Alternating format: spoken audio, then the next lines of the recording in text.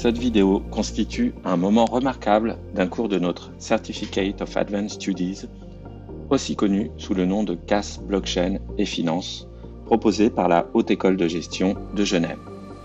L'originalité de cette formation, reconnue en Suisse, réside dans sa capacité à instruire en présentiel et à décerner un certificat de niveau supérieur à des professionnels de la finance et de l'économie. Cette formation est concentrée sur 16 journées pendant un semestre. Elle permet de rencontrer des acteurs suisses et internationaux qui sont de véritables acteurs de la blockchain dans le secteur financier. Pour ce cours particulier du 31 mars 2023, qui se situe dans notre module de finance décentralisée, nous avons eu le privilège et l'occasion unique d'accueillir Julien Bouteloup. Je vous invite à apprécier son intervention riche en connaissances qui fut très appréciée par nos participants. On a le plaisir de t'accueillir ici à la HEG. Arnaud Godina, je suis prof en sciences de l'information, je suis IT à la base. Ouais. Puis Arkan qui travaille chez Gira Finance, et puis il a aussi un protocole, il est en train de développer un protocole qui s'appelle Toronet. D'accord. On lancé de l'Air One. Ok. D'accord, super. Donc voilà, et puis on a de magnifiques participants qui sont là. Donc si ça te va, on peut commencer par poser des questions. Bien sûr, Ouais. Donc je suis là pour ça. Hein. Ouais. Donc pour commencer, tu es connu comme une personnalité importante de la blockchain et de la finance décentralisée, mais peux-tu nous en dire plus sur toi, ton parcours ? Comment devient-on un Julien Bouteloup et quels ont été les moments clés de ta carrière qui t'ont conduit à devenir un acteur majeur de la défi et de l'innovation blockchain ? Ouais. Donc déjà, mon parcours assez matheux, hein. J'ai fait classe préparatoire, après maths spé étoile, donc j'étais pas trop mal en maths, on va dire. Et ensuite, je suis parti aux États-Unis et j'ai fait tout ce qui était maintenant... qui est devenu un peu tendance en ce moment avec tout ce qui est intelligence artificielle.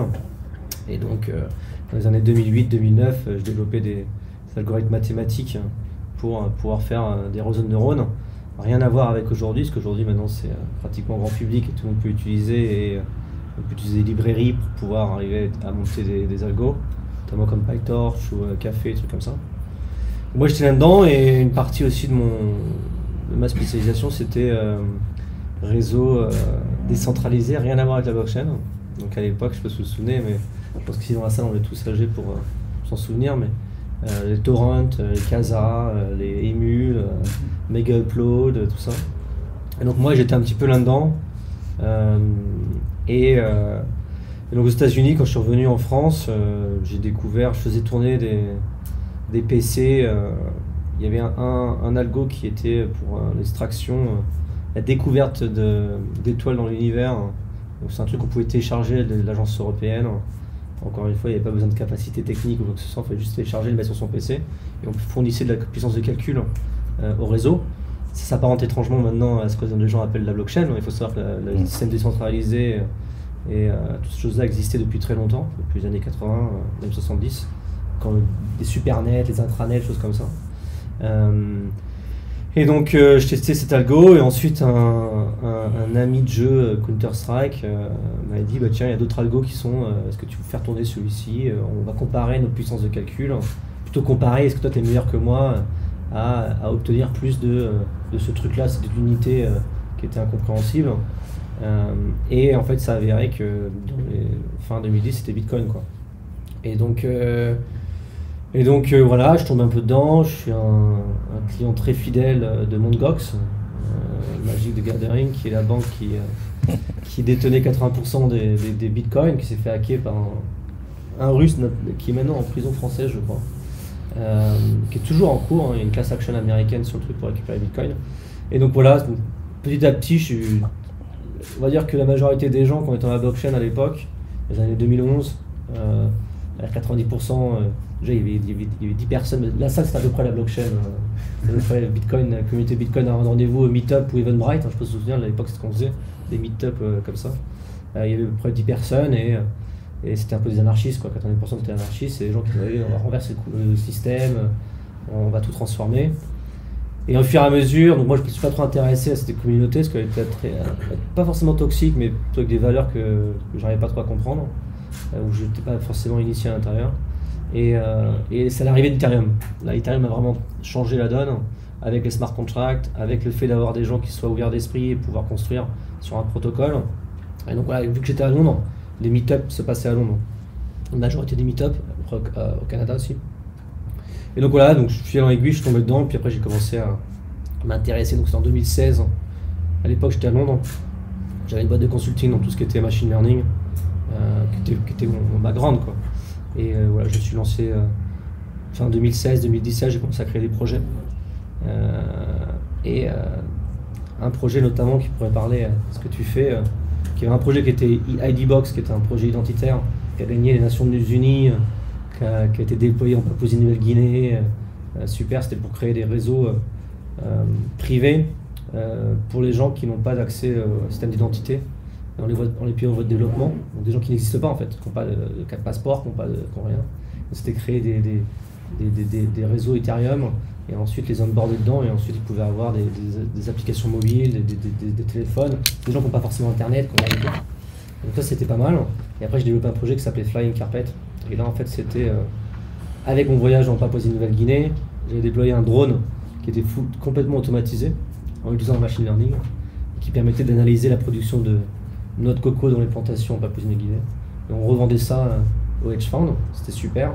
Par contre, problématique de scalabilité, j'ai commencé à acheter des données satellitaires. Et donc après, je suis rentré dans, je sais pas si tu vois, Sucafana. Sucafina. Ouais. Producteur de café au Brésil, on analysait en temps réel la production avec des algos mathématiques. Et le but, c'était de revendre la donnée via la blockchain. Il y a ce qu'on appelle des enclèves. Pourquoi? Parce que ça permet en fait de scaler, parce que vous n'avez pas besoin de signer des contrats. Les gens vous achètent la donnée directement dans les smart contracts. Ils ont entièreté confiance dans la donnée, puisque celle-ci en fait elle fonctionne avec un modèle mathématique derrière. Et ce modèle mathématique, il est entre guillemets open source, et pas totalement. Et donc en fait tout ce qui est fourni par ce modèle, vous savez que c'est la vérité. Donc, par exemple, production en temps réel de café au Brésil, concentration des voitures de parking sur le territoire américain, enfin certains États, extraction de la carbone offset sur le territoire européen, voilà, toutes choses comme ça. Voilà, au fur et à mesure, et c'est comme ça que je suis tombé dans la blockchain et développé sur Ethereum, et après plus différentes blockchains. Ouais, beaucoup de choses, hein. C'est bien.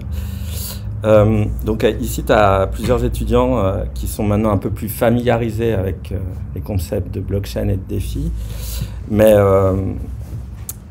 est-ce que tu peux toi-même redéfinir avec tes mots ce que c'est la défi et comparer à la finance traditionnelle, surtout que tu as été un ancien de la finance? Pour faire assez, sans rentrer dans les détails techniques, ce qu'est une blockchain, je dirais que c'est un réseau qui permet d'utiliser par tous, sans frontières et sans intermédiaire, tiers de confiance. C'est-à-dire en fait comparer un réseau comme Swift qui permet de faire fonctionner Visa ou Mastercard sur un réseau de la blockchain. Tout le monde participe à la validation tout le monde peut participer à la validation des données, tout le monde peut vérifier la traçabilité et la transparence, et n'importe qui peut avoir accès à cette donnée et modifier la donnée en payant un certain montant en fonction de la demande, l'offre et la demande. Et derrière, ceux qui vérifient la pérennité et la transparence de cette blockchain sont les mineurs. Maintenant, avec Proof of Stake, ce sont les shareholders les token holders de cette blockchain. Mais donc voilà, donc en fait, pour la première fois depuis je pense, le début de la technologie dans notre société moderne, c'est une technologie qui permet d'être accédée, qui permet son accès partout dans le monde. On entend en instantané d'envoyer des transactions sans demander à quiconque l'autorisation et pouvoir vérifier la transparence et la pérennité de cette donnée. C'est pour ça que c'est un changement de paradigme, un changement sociétal, puisqu'en fait tout le monde peut construire sans demander autorisation à telle ou telle personne, telle ou telle institution ou autorité. Construire et participer. Voilà, construire et participer. Construire, participer, vérifier et accéder. Tu veux poser une ou deux questions? Ouais, pour continuer, avant d'entrer plus dans les détails de mécanismes propres à la DeFi. Donc on parle d'un système distribué, libre d'accès. Quelle barrière d'entrée est-ce que tu vois? Il y a les classiques aujourd'hui évidemment de UI, UX, difficulté de comprendre, il y a déjà tout ça, mais tu penses que la DeFi, déjà dans son état actuel, elle s'adresse à qui? Et comment tu la vois évoluer? Déjà, le monde de la blockchain, on a l'impression que ça arrive maintenant, mais c'est depuis 2008, depuis 2009, hein, donc ça fait plus d'une dizaine d'années. On est bientôt arrivé sur les 15 ans de la blockchain. C'est très péjoratif les concepts d'appeler ça la crypto, t'es dans la crypto, non je suis pas dans la crypto, choses comme ça. Il faut savoir que la technologie qui est en dessous, c'est une technologie mathématique avec théorie des jeux et qui permet de construire plusieurs différents outils, notamment comme des crypto-monnaies, mais aussi pouvoir arriver à faire de la supply chain, des échanges d'informations, du trading. Toutes les différentes choses qui sont informatiques et digitales peuvent être mises en application grâce à la blockchain ou arriver à résoudre des problèmes. Les concepts de user experience ou interface utilisateur, elles ont relativement bien évolué ces 10 dernières années. C'est quelqu'un qui rentre aujourd'hui dans la DeFi pourrait dire on comprend rien, c'est très opaque. Si vous rentriez il y a 10 ans, alors là c'était complètement là c'est l'âge de pierre. Il n'y a pas de wallet. Pour envoyer des transactions, il fallait faire des manipulations avec la console, donc le terminal. Donc en 10 ans, l'écosystème il a complètement changé. Maintenant, vous avez des gros acteurs qui utilisent des NFT, par exemple Twitter, Instagram, Facebook qui s'était lancé, qui a rétro-pédalé. Mais Coinbase qui est devenue une des banques les plus grosses du monde. Donc en fait, il y a quand même une démocratisation de cet outil. Donc en fait, le but d'arriver à se dire il n'y a plus de problématique de user experience ou d'interface utilisateur, c'est quand la blockchain sera complètement transparente. C'est-à-dire en fait aujourd'hui vous utilisez Internet en utilisant le protocole HTTP ou HTTPS qui est secure, SMTP pour les emails. Quand vous envoyez un email à quelqu'un, ne dites pas tiens j'ai utilisé SMTP. Vous ne dites pas quand vous utilisez Internet WhatsApp, attends je suis pas sur le protocole HTTP, attends je vais transférer sur l'autre protocole. Ah non c'est une autre blockchain. Et en fait c'est là-dedans qu'on est, parce qu'en fait on est à la phase de construction et d'adoption. Donc forcément tous les termes un petit peu techniques et exotiques sont utilisés par ceux qui construisent les différents produits. Et donc il faut une compréhension de l'aspect technique. Mais maintenant les gens qui utilisent Internet n'ont pas du tout connaissance. C'est-à-dire 99,999% des gens qui utilisent Internet n'ont aucune connaissance comment Internet fonctionne. Donc ce serait exactement la même chose avec la blockchain. Et en fait, là, on va arriver avec une adoption exponentielle des différents produits de la blockchain. C'est pas quand la DeFi va remplacer la CeFi. C'est ce que les gens dans les finances centralisées voudraient avoir. Moi, je suis plutôt dans l'inverse. Je pense que c'est plutôt quand la CeFi, donc la finance centralisée, va adopter les outils de la blockchain. Parce que en fait, ça résout énormément de problèmes de sécurisation, anti-piratage, anti-hacking, de distribution de la monnaie dans le monde entier. Donc voilà, donc ça, en fait, quand l'ensemble des outils qu'on utilise aujourd'hui utiliseront ces concepts de blockchainisation, donc là vraiment on aura enlevé la barrière d'entrée à l'ensemble des gens qui veulent rentrer dans cette révolution industrielle. C'est marrant que tu parles de transparence parce qu'il y a deux sens à transparence. On dit que la blockchain est transparente, puis là tu dis que les utilisateurs, il faut que ça soit facile, en fait, transparent pour eux, qu'ils ne se rendent même pas compte de ce que c'est ça hein. Bah oui, parce qu'en fait on a souvent tendance à dire dans le milieu de la blockchain et de la crypto, c'est faites attention, vérifiez les smart contracts, vérifiez comment l'interaction. Je sais pas, 80% des gens dans le monde, ils n'arrivent pas à se souvenir leur mot de passe Facebook. Donc, j'hyperbolise, mais c'est un peu c'est du sarcasme, mais c'est un peu ça l'idée. C'est-à-dire en fait à l'heure d'aujourd'hui, normalement quelqu'un qui utilise Twitter, Facebook ou WhatsApp, comme ça, il n'a pas besoin de savoir quels sont les moyens mis en place de sécurisation derrière l'application. Est-ce que c'est du end-to-end encryption? Est-ce que c'est tel type de courbe elliptique? Peu importe. Et donc la transparence, elle est effective s'il y a moyen pour l'utilisateur de savoir si l'information dont il utilise, elle est sécurisée et sécurisante. Et donc aujourd'hui, d'aller demander à l'utilisateur d'aller vérifier si l'interaction avec un contrat NFT a bien été monté, a bien été audité, toutes ces choses-là, c'est un peu du flan, quoi, parce que c'est relativement impossible. pour quelqu'un de lambda d'aller vérifier si l'information elle est sécurisante et sécurisée. Donc en fait, dans le monde du web, on a mis des moyens comme ça en place, dans le monde du web 2, avec des petites icônes dans l'explorateur d'internet qui permettent de voir si c'est sécurisé, ou d'autres moyens, télécharger une application mobile. Donc il y a toute une infrastructure qui doit se monter autour de ces applications, notamment au niveau technique, mais aussi au niveau régulation, qui permettent en fait de pouvoir utiliser ces produits sans difficulté et sans risque. Ouais, en fait, moi, j'ai un gros problème avec cette histoire de transparence. C'est que tu as les white papers d'un côté, tu as la gouvernance, il se passe des choses, en fait, donc ça évolue. Et puis après, tu as le smart contract ou les smart contracts qui peuvent être très différents du white paper. Bon, normalement, la gouvernance, ça devrait suivre. Et finalement, pour l'utilisateur lambda, comment on peut faire confiance? Qu'est-ce qu'on pourrait faire pour que tout ça, ça soit beaucoup plus sûr, en fait? Tout est transparent, mais en même temps, c'est tellement compliqué. Ah oui. En fait, c'est un monde qui évolue. Vous partez une semaine en vacances, vous avez loupé 10 ans. Si la finance centralisée était le Web 2, vous avez loupé 10 ans d'évolution du Web 2. Quoi. Et c'est ça, en fait. Pourquoi? Parce qu'en fait, vous pouvez avoir... j'ai vu, on avait essayé d'embaucher quelqu'un qui avait 12 ans, qui était un génie en programmation. Pour des raisons légales, c'est un peu compliqué. Et en fait, pour vous dire, en fait, c'est que dans le monde entier, vous avez des millions de personnes qui peuvent du jour au lendemain arriver dans le milieu et construire des applications et sans demander l'autorisation à qui que ce soit. Donc ça, forcément, c'est des évolutions techniques ou une innovation qui est exponentielle, par ordre de magnitude que la société n'a jamais vu. Donc ça pose un risque aussi, parce qu'il y a des trucs qui peuvent être construits soi-disant en respectant les white papers, choses comme ça. Et vu que l'écosystème va super vite, et ben les gens qui montent les contrats, souvent ils doivent s'adapter un petit peu au milieu, à toutes les différentes choses qui changent. Et après, le niveau gouvernance, vu qu'on a des tokens qui permettent de mettre à jour ces protocoles, mais les gens qui ont accès aux tokens, on ne sait pas vraiment qui sont derrière ces wallets. C'est un peu le principe même de la blockchain.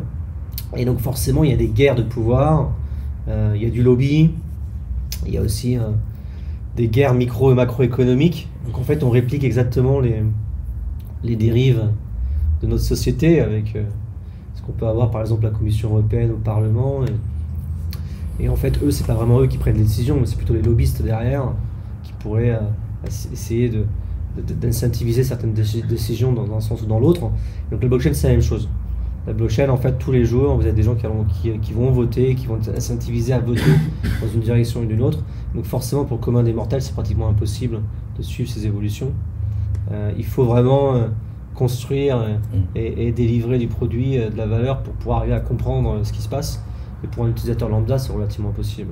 Il y a des grosses guerres de pouvoir, des rachats, du M&A.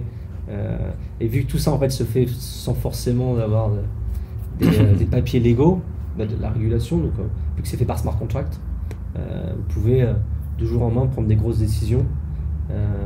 Par exemple, faire un rachat d'une banque sur un protocole décentralisé, vous pouvez faire, si du jour au lendemain vous achetez suffisamment de tokens, ou vous pouvez passer des décisions de gouvernance via les curve wars, les tokens qui permettent de pouvoir décider qui est-ce qui va être listé sous tel ou tel produit, telle ou telle plateforme. Donc là, indirectement, d'un jour à l'autre, vous pouvez décider si tel ou tel projet va être listé sur le Nasdaq, va être sur le 440, va être sans demander autorisation à n'importe qui. À quiconque. On a eu justement quelqu'un qui est venu il y a quelques semaines, il nous a fait un peu l'histoire de Curve et les Curve Wars pour expliquer ce genre de phénomène. Selon toi, quels sont des moments hyper importants et marquants dans la DeFi?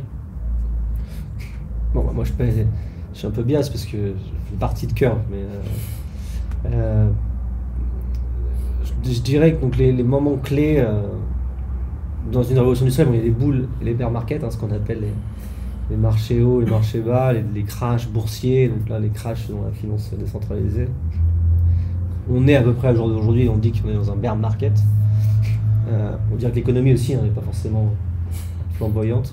Il y a eu forcément Bitcoin en 2009, très statique, protocole plutôt qui peut être apparenté à stockage de valeur, un petit peu comme l'or, difficile de bouger, mais intéressant à stocker parce que ça prend de la valeur d'un moyen ou d'un autre. Ensuite, l'arrivée d'Ethereum, qui a été donc en 2015, 2016, commencé à construire par-dessus, 2014, mais 2015, 2016. Là, c'est vraiment programmation de la monnaie, programmation de l'information. Là, ça a vraiment été un changement radical qui a vraiment poussé les différentes choses à arriver sur la blockchain. Ensuite, il y a eu les ICO, donc Initial Coin Offering, où 99,99% des projets c'était des fraudes et des scams. Un peu comme la naissance d'Internet, la bulle d'Internet des 99, c'était ça, avec le crash, 1% ont créé les GAFA d'aujourd'hui, les unicorns, un petit peu la même chose dans les ICO. Des gens montaient des pages Internet en 5 minutes et levaient 100 millions, 200 millions d'euros. Donc ça a amené énormément de capitaux dans la blockchain, énormément d'équipes à se structurer, à construire des produits. Et ensuite, on a eu toute la phase d'euphorie de la DeFi. La DeFi, alors là, ça vraiment avec le bull market, vous avez vraiment eu des concepts de cryptonomie, de cryptonomique, c'est théorie des jeux, avec des projets là qui étaient vraiment montés pour essayer de résoudre des problèmes. C'est là où on a vu toute l'arrivée des auto-market makers, donc automatiser le travail des market makers dans la finance centralisée. Donc ça, c'est aussi une révolution, parce que quand nous, on fait sur Curve entre 500 millions et 5 milliards de volume, vous avez une équipe de 5 personnes, et vous n'avez pas besoin de demande d'autorisation, et ça fonctionne via des contrats, donc tout le monde peut vérifier par transparence l'information et tout, et que ça ne peut pas être modifié dans le temps, à part avec des gouvernances de vote, mais ça doit prendre des semaines. Par exemple, faire un transfert de 150 millions de dollars avec Curve, ça prend à peu près 10 minutes en utilisant la pool virtuelle de Synthetix. 10 minutes, vous n'avez pas besoin de demande d'autorisation, vous n'avez pas besoin de voir des multi-collateral parties qui pourraient prendre 5 à 6 mois, signer avec des avocats, des lawyers, entre le monde interbancaire. Là, en fait, ça se fait en 10 minutes, quoi. Vous avez ça, vous avez aussi le marché du... Donc vous avez les différents piliers qui sont montés avec la DeFi. Vous avez des protocoles d'échange, donc auto-market making, qui permettent de faire des échanges entre un asset et un autre, notamment Curve, c'était entre stablecoin. C'est vraiment plus de 50% du marché stablecoin, donc c'est une niche relativement intéressante. Ensuite, il y a les protocoles. En fait, c'est vraiment monter et dupliquer exactement les mêmes piliers de la finance centralisée. Il faut savoir que dans la finance centralisée, il y a très peu de choses, au niveau produit, je parle, qui ont été des révolutions. C'est souvent des réplications, donc protocole d'emprunt, protocole d'échange, protocole de leverage, protocole dérivé, options, futures. Donc là, voilà, on est en train de monter tous ces trucs-là. Pourquoi ? Parce que maintenant, l'infrastructure est disponible. Donc vous avez une infrastructure. En fait, ce qui change vraiment dans la blockchain, ce ne sont pas les produits qu'on met en place, ce sont vraiment l'infrastructure. L'infrastructure, comme vous disiez, de la blockchain, une infrastructure maintenant qui commence à être rapide, à faible coût et accessible par tous. Donc maintenant, on commence à monter des trucs relativement assez poussés qui n'existent pas encore dans la finance centralisée, qui sont par exemple tout ce qui est encryption, donc des zero knowledge proof, arriver à démontrer que je suis capable que j'ai connaissance de la solution sans te dire la solution. Donc ça, c'est quand même des concepts qui sont relativement de mathématiques fondamentales et qui vont être mis en applicatif dans la société de tous les jours. Et donc ça, c'est ça qui est intéressant. Donc les différentes phases, ça a été Ethereum, ICO, DeFi. Ensuite, on va dire démocratisation avec l'arrivée des NFT. Les NFT, on fait vraiment avec les influenceurs, les stars qui se sont mis à utiliser les NFT et à vraiment démocratiser la crypto. Donc ouais, c'est les différentes phases qui ont permis vraiment de faire en sorte qu'on arrive aujourd'hui à cette situation que la blockchain commence à être utilisée quand même par des gros acteurs de notre société.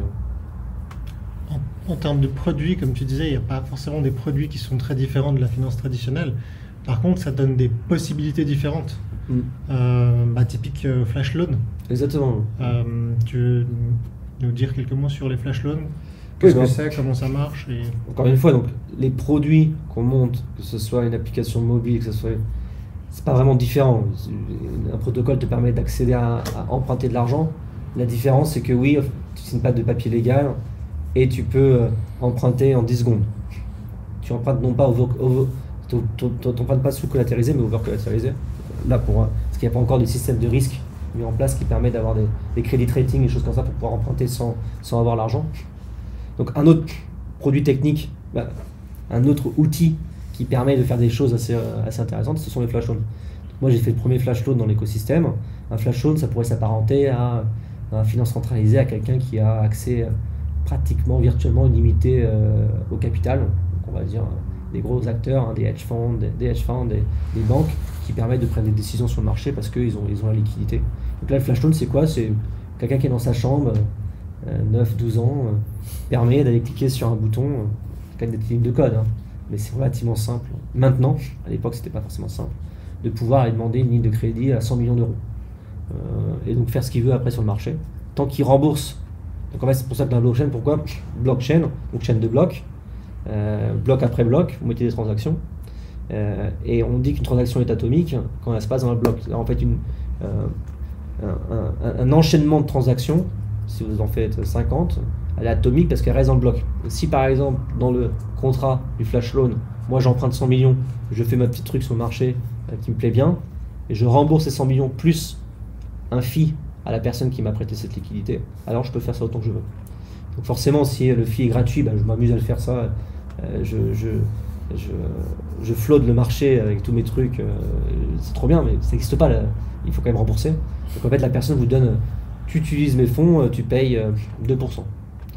Donc si vous avez arrivé à trouver un arbitrage ou une opportunité sur le marché qui vous rapporte, je sais pas, 3%, vous remboursez 2% au gars, sur 100 millions, ça fait 2 millions, et vous prenez 1 million. Et après, vous combattez avec d'autres personnes qui veulent aussi avoir la liquidité. Et voilà, un flash loan, c'est ça en fait. Un flash loan, c'est pouvoir arriver. Ça fait pas transpirer la première fois quand on le fait? En fait, si tu n'arrives pas à rembourser, la transaction est annulée. Ouais. Donc, tu payes juste les gaz. Donc en fait, il n'y a aucun risque. Parce que forcément, quelqu'un ne va pas te donner. C'est ça la différence avec le marché traditionnel. C'est que quelqu'un ne va pas te donner l'argent sans avoir la garantie que tu arrives à le rembourser. Et cette garantie-là n'est pas légale. C'est-à-dire en fait, dans un marché traditionnel, si vous avez des bons avocats, vous pouvez toujours arriver à dire que c'est pas votre faute, machin truc. Donc c'est plutôt des avocats contre avocats. Là ici c'est mathématique. Vous arrivez à rembourser, si vous n'arrivez pas, la formule mathématique va pas. C'est comme un axiome, avec 1 plus 1 égale 2, elle va dire bah non c'est pas vrai. Et bah hop, j'ai 1 plus 2 égale 3, non. Hop, il va couper. Et donc vous avez juste payé le gaz pour cette transaction. Si le marché est assez fou et que je montais, je sais pas, à 1200 Gwei qui est le gaz à la station-service, donc au lieu de payer 2 € votre litre d'essence, vous commencez à le payer 10 000 € le litre d'essence. Une transaction, ça peut coûter cher à la fin. Ça peut peut-être vous coûter 20 000 € par exemple. Mais voilà, mais vous avez quand même réussi à emprunter 100 millions. Donc un flash loan est un outil technologique qui vous permet, et ça a aussi accéléré l'adoption et la consolidation de la DeFi. Pourquoi? Parce que vous avez beaucoup d'acteurs, des hackers, qui eux utilisaient les flash loans pour aller manipuler la DeFi. Et donc la DeFi, les acteurs de la DeFi disaient que c'était pas normal d'avoir accès à des outils pareils, alors que moi j'étais plutôt à l'inverse. Au contraire, je disais qu'il fallait accélérer l'adoption, puisqu'en fait le but de la DeFi, c'est de monter un protocole qui se protège de toute attaque. Et donc si vous dites du jour au lendemain, bah non, ce outil-là on veut pas parce qu'il peut attaquer le truc, c'est que votre système de théorie des jeux, ou quand vous avez fait votre DeFi Lego, n'est pas correctement monté. C'est-à-dire qu'elle est sujettie à des attaques potentielles.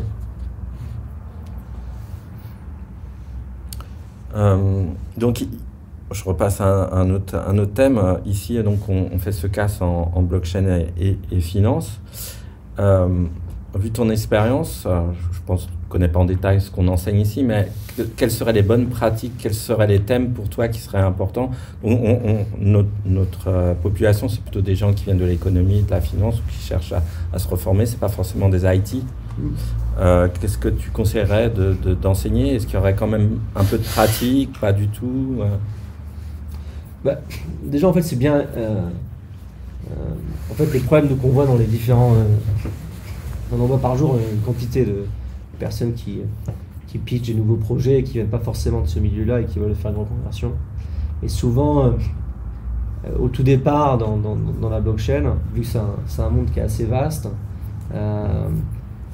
ils vont arriver avec une première approche, une première compréhension des choses qui peuvent être faites avec la DeFi, et du jour au lendemain ils vont essayer de créer une idée par rapport à soit un problème qu'ils vont créer eux-mêmes parce qu'ils n'ont pas réussi à trouver la solution, ils n'ont pas forcément eu accès à l'information sur l'entièreté du scope de la blockchain, et du jour au lendemain ils vont se dire tiens, j'ai créé cette idée. Le problème en fait qu'on a, c'est que très souvent les gens créent un problème pour ensuite créer le problème, l'idée à leur problème, la solution à leur problème. Mais il faut savoir que personne n'a ce problème à part eux. Ouais, ce que je veux dire en fait, c'est que ça existe souvent. Hein, moi j'ai 3 trucs. C'est analyse d'un problème. Il faut analyser quel est le problème que vous rencontrez dans votre milieu, dans votre secteur, qui peut être résolu par la blockchain. Et surtout pas ramener la blockchain dans votre milieu parce que tout le monde en parle et c'est super. Parce que sinon les gens vont aussi faire de la machine learning un peu partout, de l'AI. Et ensuite trouver la solution à ce problème que vous avez identifié. Vous n'êtes pas le seul. Il faut demander autour de vous si d'autres personnes ont ce problème. Et ensuite, troisièmement, c'est est-ce que vous pensez être les meilleures personnes amènent à résoudre ce problème avec la solution que vous avez trouvée. 80% du temps, des gens qui ont trouvé une solution à un problème existant sont 80% du temps pas les bonnes personnes à résoudre ce problème avec cette solution. Donc en fait, pour arriver à quoi? La question c'est, je pense qu'il faut être acteur, non pas builder, pas besoin de construire des choses, mais utiliser la blockchain, donc utiliser des outils. Donc, par exemple, ça va être quoi? Utiliser un wallet, un MetaMask, un Ledger, commencer à utiliser les outils sans demander aux autres pourquoi c'est intéressant, mais vraiment tomber un peu dans ce qu'on appelle le rabbit hole, hein, qui vous allez commencer à tomber dedans, à l'utiliser, et vous dire, bah oui, mais ça, je peux faire ça. Ah, ça, c'est intéressant, je peux faire ça. Je peux transférer des assets à telle ou telle personne sur ce wallet sans payer quelqu'un, sans demander autorisation à quelqu'un, sans avoir un IBAN. Ah, d'accord, la public key, c'est un peu comme si c'était l'IBAN de quelqu'un, mais qui est public. Ah, ok, la private key, c'est moi, je la garde. Comment je fais en sorte que mes assets sont sécurisés? Est-ce que j'utilise un multisig? Qu'est-ce qu'un multisig? Donc déjà, vraiment, les bases de ce que vous faites au quotidien, donc c'est-à-dire échanger des biens, échanger des produits, transférer des biens, donc transférer à quelqu'un, même ça peut être votre femme, ça peut être votre ami, ça peut être envoyer des assets, donc acheter un NFT sur OpenSea, même un tout petit truc, hein, comprendre les différentes blockchains, parce qu'il y a différentes technologies, vu qu'on est au tout départ, donc c'est un peu comme comparer HTTP avec HTTP 2, HTTP 1, donc dans 10 ans, ça, tout le monde s'en fichera complètement. Aujourd'hui, c'est un peu ça, c'est bah oui, il y a certaines blockchains, le gaz il est moins cher, c'est plus rapide, c'est moins coûteux, c'est plus sécurisant, c'est plus sécurisé. Donc voilà, commencer à avoir les outils pour après se dire, ok, maintenant j'ai une bonne compréhension, non pas forcément une compréhension technique, mais une compréhension de comment ça s'utilise. Pourquoi ça serait intéressant dans mon milieu professionnel à pouvoir adopter ces produits. Donc, par exemple, si c'est... En fait, la blockchain, ça date pratiquement à l'ensemble des différentes verticales de la société. Il ne faut pas non plus tomber dans les dérives. Il y a certaines choses, ça ne sert à rien d'en faire. On ne va pas s'amuser à mettre la blockchain sur la lumière qui est en train de nous éclairer. Donc, par exemple, supply chain, bah oui, effectivement, dans les conteneurs, tokenisation des conteneurs, vous pouvez arriver à voir en temps réel où se trouve tel ou tel conteneur, qu'est-ce qu'il y a à l'intérieur, et après avec les concepts de Zero Knowledge Proof, ça va pouvoir aussi arriver à savoir, grâce à un hash, qu'est-ce qu'il y a dans le conteneur, sans divulguer l'information publiquement, qu'est-ce qu'il y a dans le conteneur. Donc ça permet d'échanger des choses, mais aussi pour les law enforcement, les trucs comme ça, la police, peuvent vérifier que c'est pas des choses illicites, que c'est pas, qu'il y a plein de choses à faire. Après dans l'énergie, bon bah l'énergie, le trading, que ce soit le trading de Como, dans le café, choses comme ça, c'est super intéressant. Ça vous permet aussi de soit vous analyser l'information en temps réel, ensuite vous la revendez sur des hedge funds, vous revendez à l'intérieur, vous la tradez, et vous pouvez aussi savoir sur l'entièreté de A à Z des agriculteurs, des producteurs de café sur certaines passerelles au Brésil, numérotés, de savoir après les grains comment ils ont été, est-ce qu'ils ont été modifiés, après si c'est du décaféiné, du caféiné, ouais, de savoir en fait, vous pouvez tracer totalement l'entièreté de la supply chain, et ensuite vous pouvez arriver à calculer en temps réel les prix, vous pouvez arriver à faire tout ce qui est analyse chimique de ces différentes choses. Donc oui, il y a plein de choses. Dans le social, il y a énormément d'applications, de pouvoir faire par exemple des pools de funding.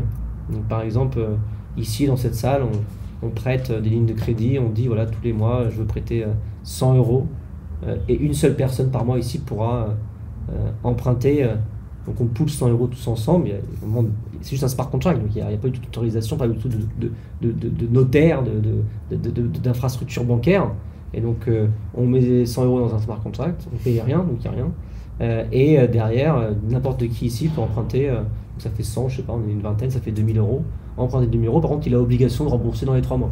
avec 2% d'intérêt instantané. Du pool de liquidité, voilà, il y a énormément de choses à faire. Transfert sur des ONG, là pour la première fois on pourrait vraiment voir l'utilisation de ces fonds sur le terrain et qui ne sont pas à 99% de l'argent qu'on donne utilisé à financer les infrastructures sur le Hudson à New York dans des super buildings. Donc en fait il y a énormément de choses à faire et c'est super intéressant. Là tu parles déjà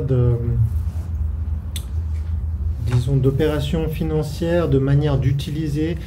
Si on reste dans la DeFi du coup, il y a l'aspect construire des mécanismes de marché de base, comme tu dis, comme dans la TradFi, de la capacité d'emprunter, d'échanger, des choses de base. Après, dès qu'on rentre dans les produits financiers, du coup, on parle forcément de certaines formes de yield, puisque si tu offres un service, c'est pour gagner quelque chose. En DeFi, on a eu donc toute cette phase du yield farming. Bon, il y avait on imprimait des tokens pour reward des yields. On a vu que ça marchait pas tous les coups. Avec Curve, ça marche bien parce que du coup, il y a une logique derrière qu'on a vu un peu en profondeur tous ensemble. Mais pas beaucoup de protocoles ont réussi à faire la même chose. Comment tu vois l'évolution du yield et en ce moment, le grand trend évidemment, tokenisation, real world assets comme une manière de raccorder la DeFi à l'activité économique dans le monde traditionnel. Qu'est-ce que tu penses de tout ça? Oui, c'était un petit peu l'euphorie de la DeFi avec des yields qui étaient mirobolants à 700%, 300%, 400%, qui étaient littéralement un peu des Ponzi. Hein. C'était à qui est-ce qui allait vendre la pièce à la fin, hein, à qui. Après, il y a aussi des opportunités sur des stablecoins avec ce yield. Pourquoi? Parce que le marché était tellement petit qu'il y avait des opportunités de trading, notamment nous, Curve, qui est un auto-market maker. On redistribue l'entièreté des profits, des profits de trading générés à la communauté. Soit à ceux qui apportent la liquidité à 50%, soit à ceux qui vont staker le Curve token, donc des rewards sur le Curve token. Forcément, quand vous faites entre 500 et 5 milliards de volume par jour, il y a des beaux profits à faire sur la semaine. Et donc il y a un intérêt inconditionnel et intrinsèque à avoir un token, et surtout d'investir en ce token, parce que par exemple, je sais qu'il y a un an, je ne sais plus trop les chiffres aujourd'hui, mais pour $1 injecté dans un Curve token, si vous le stakez à 4 ans, vous obtenez $17. Ça ne se voit pas, ça, dans la finance traditionnelle. Des price earnings par share de tel niveau. Et donc le truc, en fait, c'est que le yield farming, les gens imprimaient des tokens, donc l'inflation un peu à la vitesse, même plus vite que la Fed. Et donc ça permettait d'avoir des taux de rendement qui étaient incroyables, sauf qu'à la fin, le token ne valait rien. Donc même si vous faites 1000% de rendement sur un asset qui passe de $1 à 0, à la fin, 0 fois 1000%, ça fait toujours 0. Et donc là, maintenant, on est arrivé dans un marché beaucoup plus mature. Et la raison pour laquelle les gens iront sur un yield, c'est que derrière, il y a un asset qui est corrélé à quelque chose. Et donc forcément, maintenant, par exemple, nous, avec StakeDAO, qui est un produit qui fournit des stratégies de yield, le yield vient et est seulement intrinsèque. Après, vous avez une distribution de rewards, qui sont les gouvernances tokens, mais il faut savoir que le yield vient du market making et des plateformes d'emprunt. Donc c'est du dollar. Là, c'est du dollar, euro, ça dépend comment la personne a emprunté. Donc quand vous allez staker pour faire venir les liquidités, vous allez obtenir un rendement du trading ou des plateformes d'emprunt. Et ensuite, vous allez être récompensé avec un asset. Même si cet asset vaut 0 du jour au lendemain, vous avez récupéré le yield de cette activité. Donc maintenant, on arrive sur comme je disais, un marché qui est beaucoup plus mature et des produits qui se développent parce qu'ils arrivent et qui sont ensuite adoptés parce qu'ils arrivent à résoudre des problèmes et non pas l'inverse. C'est un peu ce qui s'est passé dans le monde du gaming avec Play to Earn.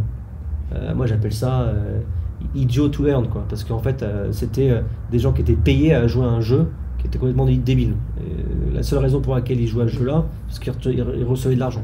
Là, on voit une transformation du marché.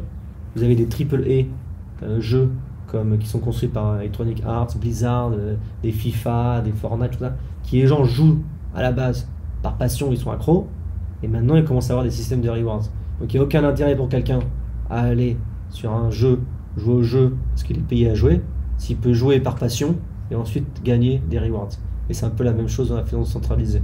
Vous avez des gens qui rejoignent des protocoles, Arbitrum, différents protocoles, parce qu'ils ont une nécessité, que ça résout un problème dans la vie de tous les jours, soit aller investir sur le marché des NFT, soit aller transférer certains assets sur certaines choses, soit aller faire des emprunts, soit aller se hedger, soit aller leverager, donc se risquer, des choses comme ça. Donc là, c'est là-dessus qu'on arrive. Maintenant, c'est vraiment, vu que le marché devient plus mature, il y a des outils qui arrivent à résoudre des problèmes, donc les gens les utilisent, et là, en fait, les rendements sont intéressants, puisque vous avez des gens qui viennent et qui ont la nécessité d'acheter de l'asset, et donc forcément, ça fait monter les prix en haut, ça fait monter les prix, et donc voilà. Tu as encore d'autres questions? Sinon, on peut passer la parole aux participants. Ouais. Moi, j'ai plein de questions, mais... On a tous plein de questions. Avec plaisir, hein. on peut... Vous avez des questions? Moi j'avais une question, tu as parlé avant de crédit de risque et d'emprunter sans collatéral, ce qui n'est pas encore faisable dans la blockchain, et j'aimerais bien savoir pourquoi, parce qu'effectivement ça doit être assez facile de mettre un risque, puisque tu viens aussi des maths, de mettre un risque, et puis en fonction de ça d'emprunter en blanc. Là en fait on arrive dans les aspects un peu noirs de ce qui peut être fait ou veut être fait dans la blockchain. Et en fait, pour avoir un concept de risque ou un credit line ou d'ouvrir une line de crédit, il faut pouvoir arriver à faire du KYC, quoi. You know your customer, et faire du AML. Le problème de ça, en fait, c'est que les wallets que tu crées sur la blockchain, ce sont des wallets qui peuvent être créés, tu peux en créer 1 milliard en 1 seconde si je veux, par exemple. Le but, c'est qu'elles soient transparentes par le fait de l'activité qui est à l'intérieur, et que ce soit anonyme par qui est-ce qui détient ces adresses. Donc en fait, le fait du jour au lendemain de dire telle ou telle adresse va permettre d'avoir un credit rating, c'est un peu tomber dans les dérives qui peut se passer, par exemple, ce qu'on voit par exemple en Chine, hein. C'est-à-dire telle ou telle personne n'a pas le droit de traverser la rue ou à prendre l'avion ou prendre le bateau parce qu'elle a oublié au lieu de payer son loyer à 14h, elle l'a payé à 13h59. Il a traversé le trottoir, donc il a 4 étoiles au lieu de 5 étoiles. Et ce qui fait qu'en fait, avec les systèmes de blockchain, ça peut accélérer ce système de surveillance et d'état surveillé, donc de dictature. Hein. Et donc il faut faire extrêmement attention.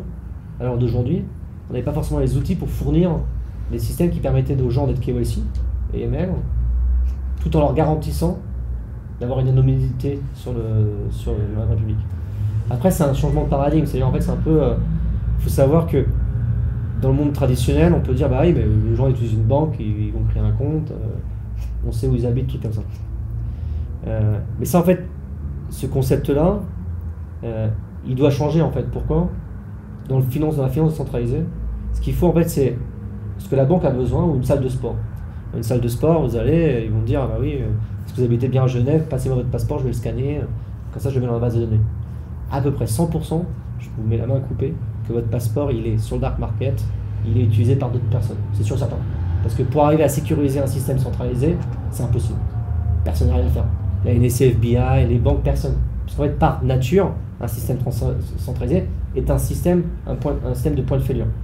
Quoi que vous fassiez, vous pouvez mettre des milliards de choses que vous voulez, le système bancaire est sécurisé parce qu'ils ont pensé, il n'est pas sécurisé. Ils arrivent à absorber un risque qui est par exemple fraude à la carte bancaire, ATM, par an, qui représente 1 à 3% de leur marge de revenu. Vous sécurisez un truc juste en ajoutant des gardes en face de la banque, tout ça. Mais dans la blockchain, en fait, c'est déjà sécurisé, les comptes. Maintenant, ce qu'il faut faire en sorte, c'est que les gens qui puissent utiliser ces produits peuvent les utiliser sans être pas démasqués, mais sans donner publiquement leur identification. C'est quoi? C'est comme vous baladez dans la rue. Imaginez dans la rue, on vous oblige à porter une pancarte et marquer votre nom de famille, votre position patrimoniale, si vous avez des enfants, vous êtes marié, qu'est-ce que vous allez faire, qu'est-ce que vous avez fait la veille, à quelle heure vous avez dormi. En fait, l'ensemble de votre activité sociale, accessible à tous dans la rue. C'est la même chose. Donc en fait, il faut arriver à réfléchir en termes avec les régulateurs, avec les law enforcement, avec aussi des gens qui sont en train de construire la société de demain, ou comprendre les enjeux de la société de demain. Et en fait, il y a une technologie qu'aujourd'hui, maintenant, on arrive à avoir accès, et qui était une technologie fondamentale, qui s'appelle le Zero Knowledge Proof. C'est-à-dire, j'utilise une adresse, donc une plateforme qui monte par exemple de trading. En fait, l'idée n'est pas en fait de faire des transactions obscures en passant par des mixeurs, tornado cash. Non, non. Le but en fait, c'est que le monde de demain, il soit secure, donc safe, sécurisant et sécurisé, qui peut être utilisé par tout le monde, sans pour autant être fliqué. Donc il faut donner la main, la carte et les outils nécessaires à la régulation, aux entités anticriminelles pour pouvoir aller fliquer ou aller dénicher les gens qui sont mal intentionnés, qui font des fraudes, qui font des choses comme ça, tout en laissant à côté des acteurs bien intentionnés à utiliser ces produits. C'est comme aujourd'hui le fait que,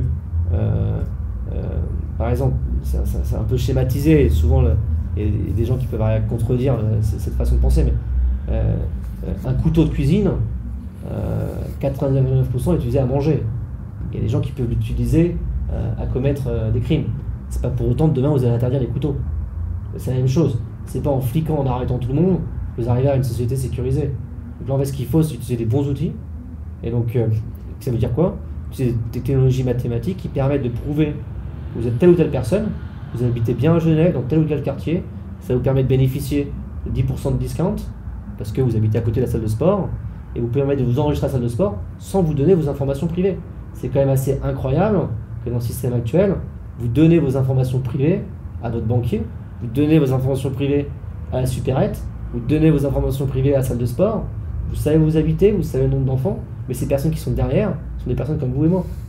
Il peut y avoir des moments de faiblesse, il peut y avoir des moments qui sont assujettis à pouvoir faire certaines choses. Donc en fait, dans un marché comme ça avec la blockchain, plus un machine learning, on arrive à un moment de notre société qui est extrêmement dangereux.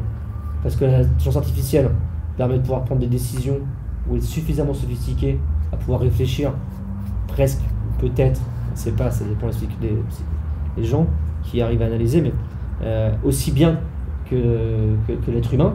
Donc imaginez, après vous donner tous les outils nécessaires à la décentralisation, à pouvoir faire des paiements à un système aussi sophistiqué, du jour au lendemain, vous pouvez dire, écoute, lui va prendre des décisions, écoute, je vais faire un certain design sur Etsy ou sur d'autres plateformes, je vais être payé, je vais continuer, je vais m'acheter plus de ressources sur AWS, ensuite je vais continuer, je vais faire professeur virtuel dans un endroit sur la métaverse, et ainsi de suite. En fait, ce qu'il faut, en fait, c'est arriver à encadrer le milieu, en utilisant les technologies de demain sur le Zero Knowledge Proof qui permet de vérifier telle ou telle personne existe vraiment, elle est unique aussi, c'est important, et en essayant de donner les outils aux gens qui peuvent arrêter les personnes mal intentionnées. Et ça, c'est relativement important. Et c'est pour ça que, par exemple, avec tout ce qui se passe en Europe, avec Mika 2, ils veulent forcer le fait d'aller arriver à avoir du KYC et de l'AML sur l'ensemble des différents wallets qui sont créés. Alors, c'est à l'encontre de ce qu'on veut essayer de faire, en fait.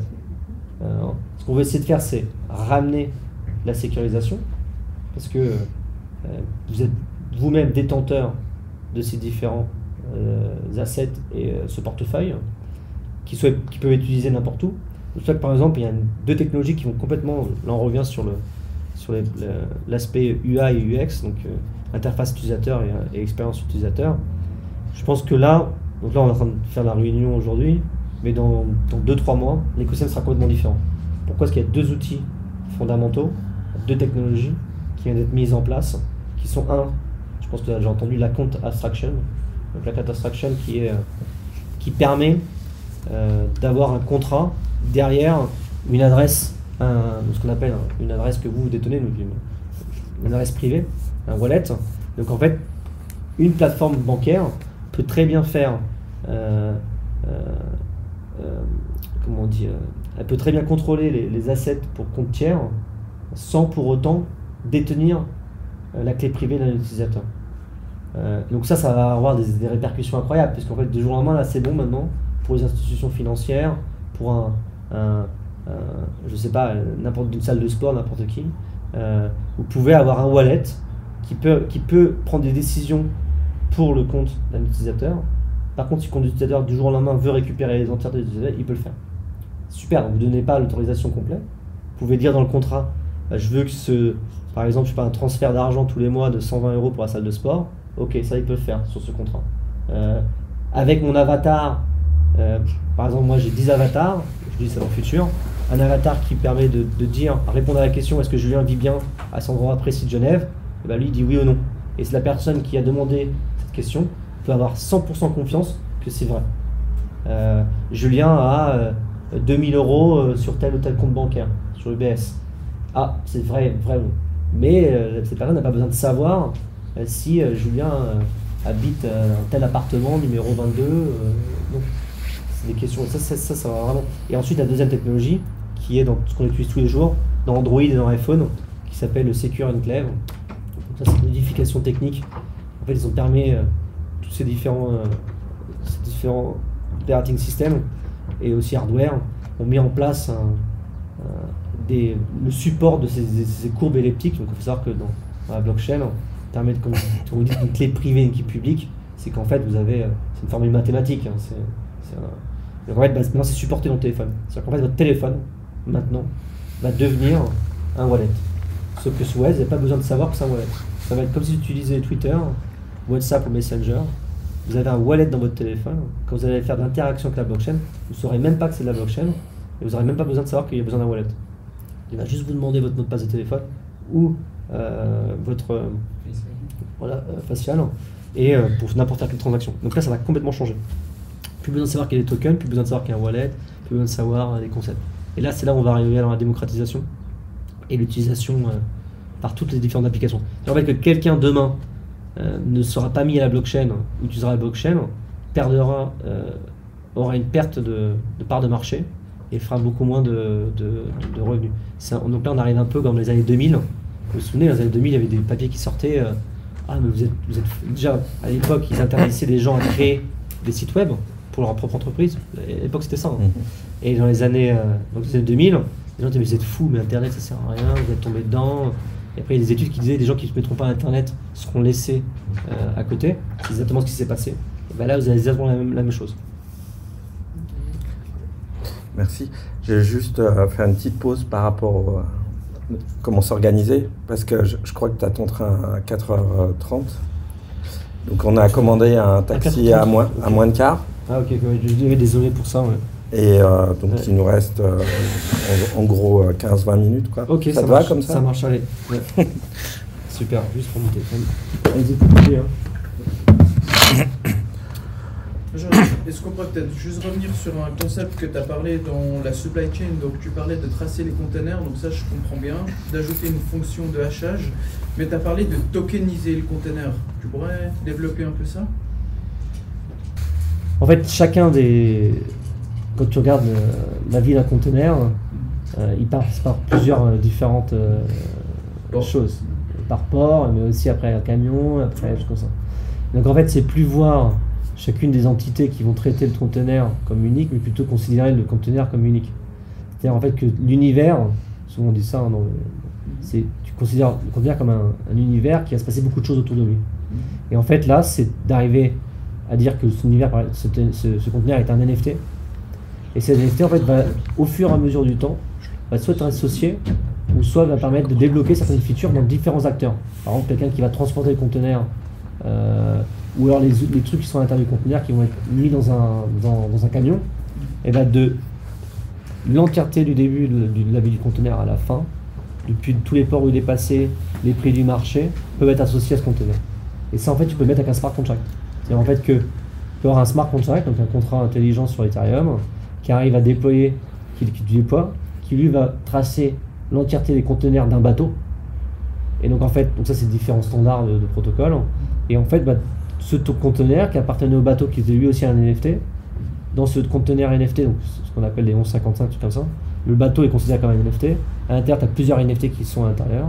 Et au fur et à mesure, si ces conteneurs ils partent dans différents endroits de l'Europe, et après tu peux arriver à tracer l'entièreté de leur évolution, mais aussi associer des choses dessus. Tu peux aussi avoir garantie que l'information ou que ce produit vient de ce conteneur, qu'il n'est pas tombé du camion, qu'il n'est pas... Okay. Mais est-ce que ça n'empêcherait pas quelqu'un de mettre, parce qu'il y a un sceau sur les conteneurs, ça n'empêcherait pas quelqu'un de mettre quelque chose d'illégal, on va dire, qui serait du coup pas tokenisé? Ça n'empêcherait pas quand même que cette chose rentre dans le conteneur? Ah non, Physiquement. la blockchain, il y a un truc C'est qui juste est pour le traçage. Voilà, c'est pas que juste pour le traçage, tu peux aussi pour les achats, tu peux aussi pour le Ouais. trading, tu peux tout ça. Mais dans la blockchain, il y a un truc qui est relativement assez complexe, c'est quand tu fais une blockchain avec le monde physique. Mhm. Tu peux pas forcément l'oracle qui permet de déterminer que l'information est bien rentrée sur la blockchain, c'est assez compliqué. Si par exemple, je sais pas, tu pourrais, ce serait très simple de tokeniser l'ensemble des stations météo par exemple à Genève, et tu sais qu'il y a énormément de dysfonctionnements au niveau, je sais pas, mesure de la pollution de l'air.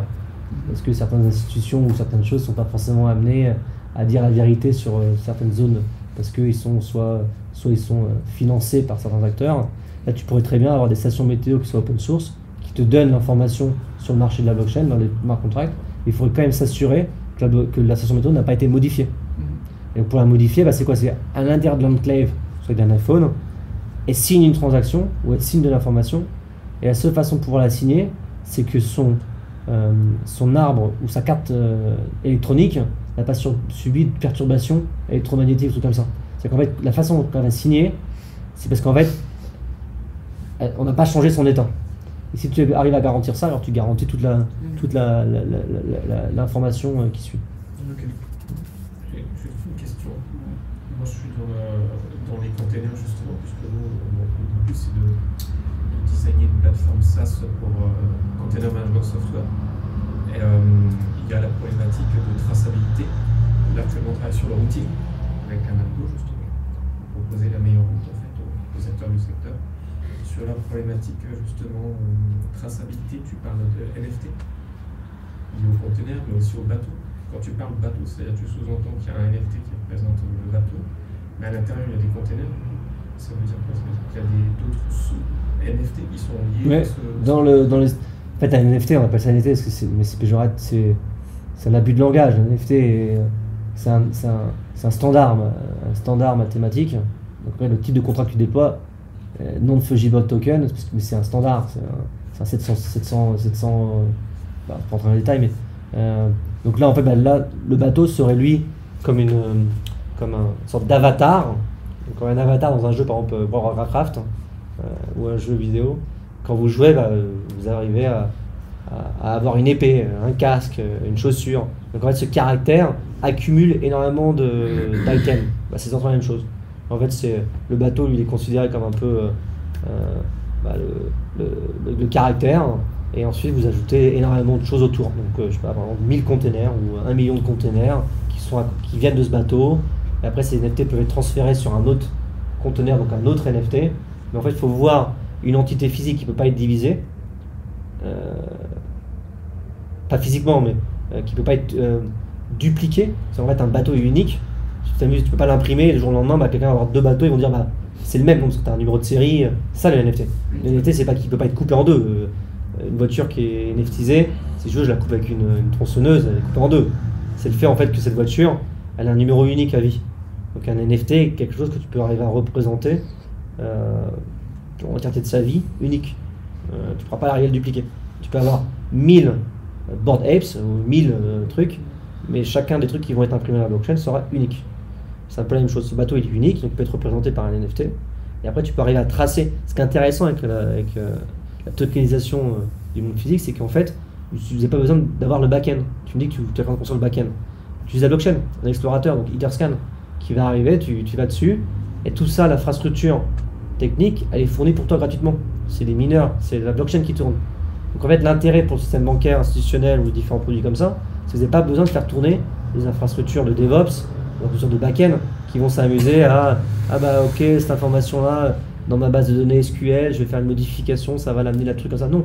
En fait, le but, c'est que vous utilisez le standard mathématique, vous release vos NFT, vous pouvez vous coucher, vous vous réveillez dans 6 mois, ils sont toujours là, ils ont été transférés, vous ne savez pas, et c'est la blockchain qui va arriver, qui va faire la maintenance de cette infrastructure. Et donc vous, il n'y a aucun coût. Il n'y a pas besoin d'aller... et quand vous avez dessiné vos smart contracts, après, vous n'avez pas besoin de gars qui vont manager une base de données, puisque la blockchain est une base de données. Mais ces containers, parce que là on parle bien de containers dans ce NFT, cette fois-ci, là, ils ont aussi des propriétés, là c'est tous les mêmes, mais ce qu'il y a à l'intérieur, d'une certaine manière, c'est non fongible aussi. Ce qui est à l'intérieur du conteneur. Conteneur, ouais. Ah bien sûr, mais le NFT après il a ce qu'il veut. Par exemple, quand tu as un NFT, donc la démocratisation des NFT a été les images JPEG. Mais ça c'est encore une fois c'est pour arriver à la démocratisation. Mais ça c'est un aspect de ce qui est possible avec les NFT. Mais les NFT peuvent tokeniser des bonds, peuvent tokeniser des produits structurés, exotiques, peu importe. Et donc ce qui est à l'intérieur, ça peut changer. Ce qui est unique, c'est l'enveloppe. C'est le fait que l'enveloppe est unique.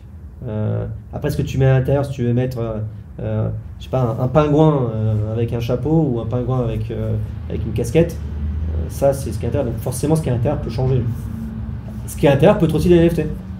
Tu peux très bien, si tu as commandé tel ou tel produit, à l'intérieur les codes barres, donc c'est du référencement international, hein, les codes barres, là, ces codes barres-là, ils vont être amenés à être tokenisés. Donc à l'intérieur, tu pourras descendre du gros, donc macroéconomique, à microéconomique avec l'ensemble des différents produits qui appartiennent au conteneur. Et tu peux arriver à tracer en temps réel l'entièreté de ces envoyés. Tu peux arriver à calculer en temps réel la masse économique de chacun des conteneurs en temps réel. Ça aussi, ça fait assez peur. Pierre, tu as une question? Moi, j'ai une question qui a un rapport avec un projet. En fait, j'ai fait quelques recherches, puis j'ai vu en fait que tu as travaillé sur le projet Kleros, qui est donc Moi, j'ai pas travaillé personnellement sur le projet. D'accord, ok. Je connais. D'accord. Projet de gouvernance. Donc, en fait, Kleros, c'est un projet qui vise à des solutions de résolution de litiges, en fait.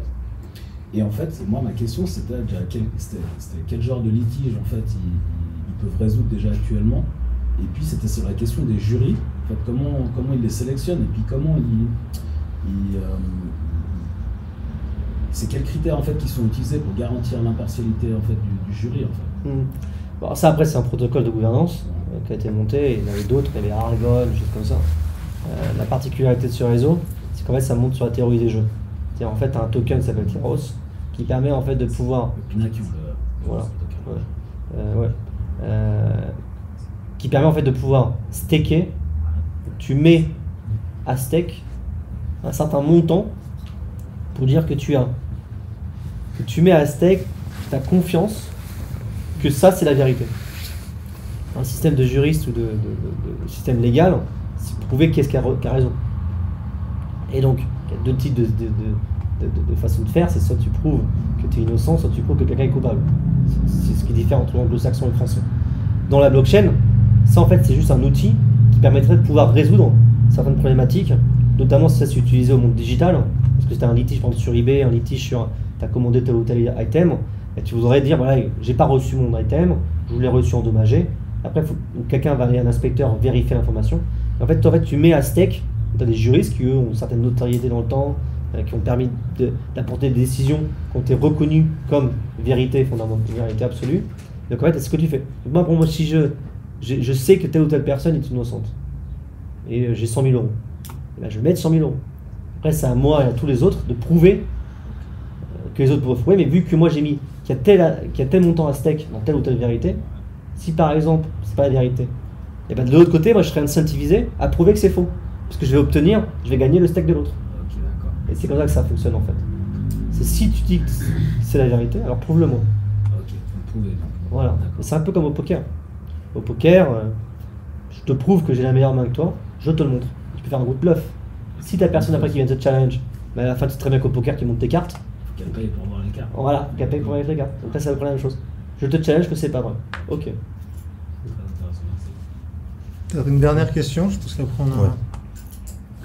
Du coup, vous qui êtes CEO de Hosted Capital, Plateau, vous corrigez si c'est faux, Clarifiste, quel est votre centre d'intérêt aujourd'hui, dans le futur, et vers quel horizon est-ce que vous vous orientez après avoir fait déjà autant?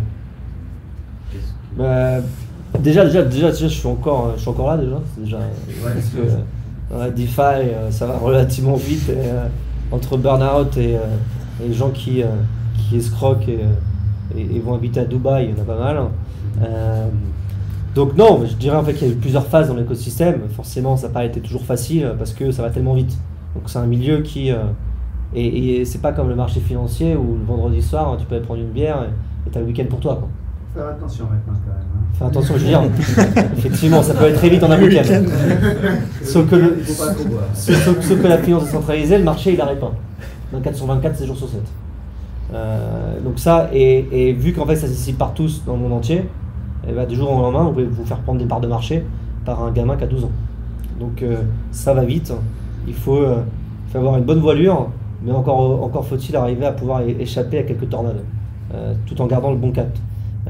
Et donc, Stake Capital Group, c'est à peu près plus d'une centaine d'employés.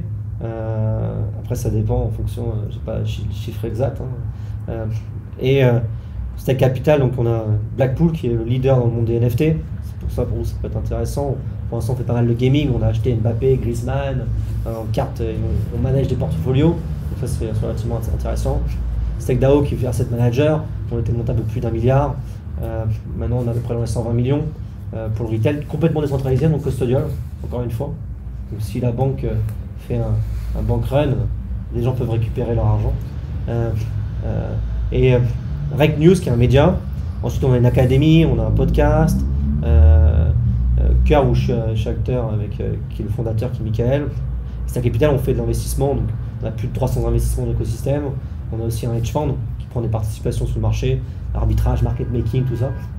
Et donc, moi, ce qui m'intéresse, c'est monter des produits qui n'ont pas été encore créés dans la finance centralisée. Ça, c'est vraiment un truc incroyable qui sera à créer. Mais vu que la finance centralisée, il ne faut pas. Une bonne partie de la finance centralisée critique la finance centralisée. Il faut savoir que la finance centralisée, c'est des gamins qui sont arrivés, qui n'ont aucune connaissance du marché financier et qui se disent tiens, du jour au lendemain, je vais faire telle ou telle chose.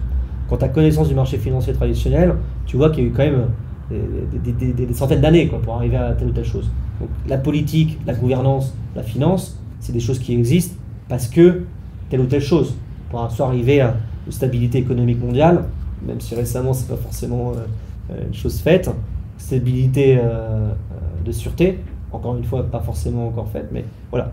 Et donc là par exemple, malheureusement c'est pour ça que je dois partir, mais à Paris j'ai pas encore annoncé, mais ça sera une annonce, je prends une participation majoritaire dans un constructeur automobile, et en fait ça va être pour prouver que ces éléments blockchain et l'intelligence artificielle peuvent être intégrés dans la vie de tous les jours. Comment arriver à intégrer les NFT, la blockchain, la pérennité dans le temps, l'impact écologique, le climate change, tout ça, en utilisant ces produits de demain dans des problématiques d'aujourd'hui. C'est un constructeur qui s'appelle BAC, qui fait tout ce qui est retrofitting, donc c'est de l'amélioration, par exemple des Defender ou choses comme ça sur le marché automobile. Eux de s'amuser à imprimer 12 millions ou 15 millions de voitures tous les ans, avec une pérennité, une obsolescence programmée à 7 ans, les mettre à la poubelle, en refaire, et bien là c'est l'inverse, reprendre un marché existant, le transformer, l'adapter, le mettre dans une pérennité longtemps, c'est-à-dire en fait des produits de luxe, et parce qu'en fait c'est un investissement, c'est pas forcément beaucoup plus cher qu'un véhicule aujourd'hui, mais par contre il va durer dans 20 ans, dans 50. C'est comment arriver. En fait l'intérêt, ce que je veux faire, c'est pas forcément pousser les gens à venir dire venez dans la blockchain, c'est super, ou dans le machine learning, parce que ça résout tous vos problèmes dans votre vie, parce que c'est pas vrai, c'est un outil. Moi ce que je veux arriver, c'est monter des applications qui sont utilisées par des personnes, et indirectement ils vont se rendre compte de l'impact que ça a, ces révolutions industrielles. Et après, il y a différents produits. Donc, comme je disais tout à l'heure, arriver à créer un produit qui soit inconditionnellement différent de la finance centralisée, ça c'est difficile. Parce que la finance, il y a quand même des gros gars dans la finance traditionnelle, des gars qui sortent d'école, qui ont créé des super trucs. Donc ça arrive à trouver des nouvelles idées avec de nouveaux protocoles. Donc là, on va rentrer dans un système beaucoup plus mature en finance décentralisée qui vont être des produits exotiques ou structurés. Donc là, les options, j'ai fait à peu près l'année dernière 3,5 milliards de volume nominal d'options, ce qui n'est pas dégoûtant pour un petit projet. Donc en fait, l'idée, ce sera d'aller taper un peu dans cette finance centralisée qui s'est échouée. Eurocapital, FTX, Celsius, qui c'était des entités qui n'ont rien à voir avec la crypto. Ça, souvent les gens se disent ah, la crypto, dans ta famille, bon, j'ai vu là les news, c'est un peu dur. Hein. FTX, Eurocapital, Celsius, tous ces mecs-là, Terra, il n'avait rien à voir par Terra. Il n'avait rien à voir avec la crypto. C'est comme si du jour au lendemain, tu as des pommes de terre qui sont pourries chez Carrefour, et tu dis ah bah Carrefour, le maraîcher, très mauvais. Rien à voir. FTX vendait des produits crypto, mais était centralisé, non régulé. Les avocats et les boîtes d'audit ont manqué à leur devoir de faire en sorte que ces produits-là que cette plateforme était sécurisante et sécurisée.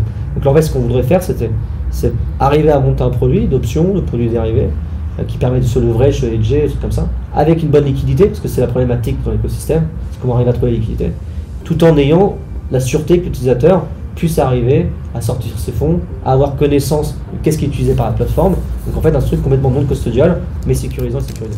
Ça, c'est une problématique, c'est compliqué, mais c'est ça qui est intéressant. Et le deuxième aspect que je disais tout à l'heure, utiliser ces deux outils-là dans des outils de tous les jours. Ça, c'est important pour essayer de démystifier le mythe, toutes ces choses-là de blockchain, crypto, AI, NFT, et les amener dans tous les jours. Tu prends un café, tu prends un cab, un taxi, n'importe quoi. Là, en parlant de taxi, je pense qu'il ne va pas falloir trop attendre. Je te remercie beaucoup, Julien. C'est vraiment chouette d'être venu nous voir. Merci pour les questions à vous tous. Non, merci à vous. Désolé. C'est comme ça. Il n'y a pas de souci. Elle m'a dit 4h20. Je sais pas si tu as la même.